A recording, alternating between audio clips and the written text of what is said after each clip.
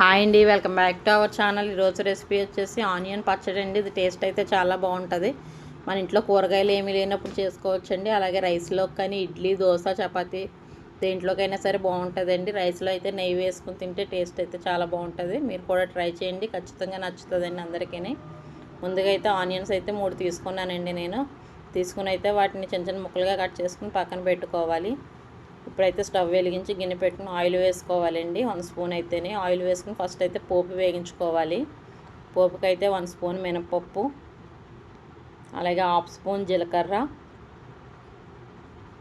1/2 spoon ఆవాలు, కొంచెం లైట్గా మెంతులు, ఒక 6-8 ఎండుమిర్చి అయితే వేసుకోవాలండి. కారం ఇంకా ఎక్కువ కావాలంటే ఇంకా ఎక్కువ వేసుకోవచ్చు. అలాగే కొంచెం కరివేపాకు వేసుకుని అయితే పోపు అయితే బాగా వేయించుకోవాలి. దీనికైతే ఎండుమిర్చి వేసుకోవాలండి. పచ్చిమిర్చి వేసుకుంటే బాగోదు టేస్ట్ అయితేనే. ఎండుమిర్చి కాకపోతే పచ్చికారం ఉంటే పచ్చికారం కూడా కలుపుకోవచ్చండి. మనం పోపు వేయించేసుకుని ఆనియన్స్ని పచ్చికారం వేసుకుని అయితే మిక్సీ పట్టుకోవాలి. అప్పుడు టేస్ట్ అయితే కూడా బాగానే ఉంటుంది. ఇలా వేసిన తర్వాత కొంచెం 1 స్పూన్ ఆయిల్ అయితే వేసుకుని ఆనియన్స్ అయితే వేపేసుకోవాలండి బాగాని. కొత్తిమీర ఉంటే యాడ్ చేసుకోవచ్చు, లేకపోతే లేదు. కొత్తిమీర అన్నది ఆప్షనల్ అండి. ఆనియన్స్ అయితే బాగా వేగించుకోవాలి. బాగా మగ్గిపోవన అవసరం లేదండి మన కూరకులాగా. ఇది లైట్గా అయితే వేగితే సరిపోతుంది. ఇది వేగేటప్పుడు అయితే అందులో కొంచెం చింతపండు అయితే వేసుకోవాలండి. చింతపండు వేసుకుని అయితే బాగా వేగించుకోవాలి. ఇది వేగిన తర్వాత లాస్ట్లో అయితే వెల్లుల్లి రేకలు వేసుకోవాలండి. వెల్లుల్లి రేక వేయడం వల్ల అయితే టేస్ట్ అయితే బాగుంటుంది. స్మెల్లోనే 4-5 వెల్లుల్లి రేకలు అయితే వేసాను నేను. ఇది వేసుకుని అయితే పోపు వేగించుకొని పక్కన పెట్టేసుకోవాలండి. స్టవ్ కట్టేయాలి.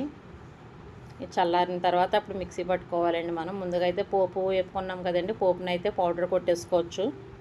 అది పొడి కొట్టేసుకున్న తర్వాత ఆనియన్స్ కూడా వేసుకోవాలండి. వేసుకుని అందులో టేస్ట్కి సరిపడినంత సాల్ట్, అలాగే లైట్గా బెల్లం అయితే వేసుకోవాలండి, ఎక్కువ కాదు. వేసుకుని అయితే మిక్సీ పట్టేసుకోవాలి.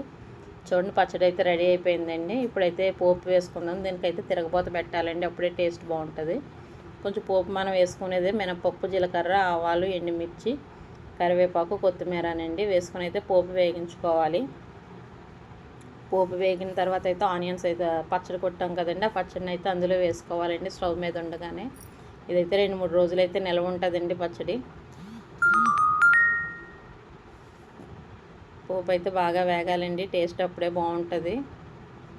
మనం పచ్చడి ఏం చేసుకున్నా సరే పోపు పెట్టుకుంటే మాత్రం టేస్ట్ అయితే చాలా బాగుంటుందండి. మీరు కూడా ట్రై చేయండి. పచ్చడి ఎలా చేసినా కానీ పోపు అయితే వేసుకోవాలి మనం.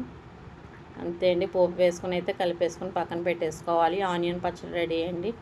మీరు కూడా ట్రై చేయండి. రైస్లోకి అయితే కొంచెం నెయ్యి వేసుకొని తింటే బాగుంటుంది. మా వీడియో మీకు నచ్చినట్లయితే లైక్ చేయండి, షేర్ చేయండి, సబ్స్క్రైబ్ చేయండి. Thank you for watching.